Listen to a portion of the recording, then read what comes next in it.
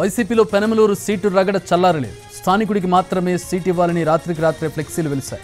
OC, BC, SC అయినా స్థానికులకే seat ఇవ్వాలని ఫ్లెక్సీలు పట్టణంలో పెట్టారు. సీటు మంత్రికి జోగికి ఇవ్వడంతో అసమ్మతి మొదలైంది.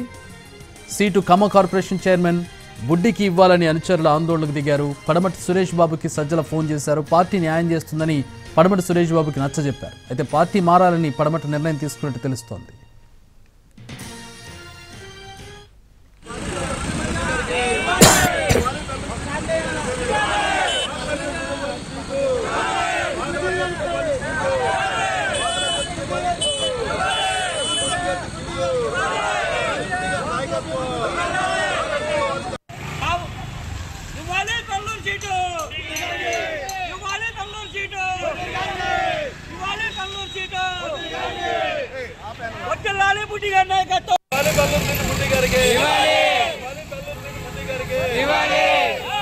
నాయకత్వం